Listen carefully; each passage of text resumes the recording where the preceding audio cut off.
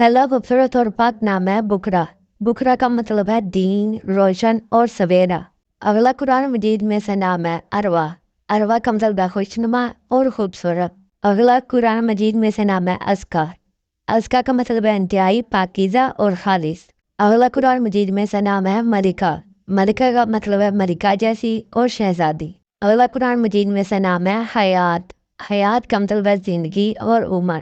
اگلا قرآن مجید میں سے نام ہے کبیرہ۔ کبیرہ کا مطلب ہے عظیم اور بڑی اہمیت والی۔ اگلا قرآن مجید میں سے نام ہے سمن۔ سمن کا مطلب ہے قیمتی اور مہنگی۔ اگلا قرآن مجید میں سے نام ہے دعا۔ دعا کا مطلب ہے مانگنا اور پکار۔ اگلا پاک نام ہے آمینہ۔ آمینہ کا مطلب ہے امن والی، اور یہ حضرت محمد صلی اللہ علیہ وآلہ وسلم کی والدہ کا نام بھی ہے۔ اگلا قرآن مجید میں سے نام ہے عاکفہ۔ عاکفہ کا مطلب ہے اعتکاف کرنے والی۔ اگلا قرآن مجید میں سے نام ہے ہانیہ۔ ہانیہ کا مطلب ہے خوش ذائقہ۔ اگلا قرآن مجید میں سے نام ہے کرینہ۔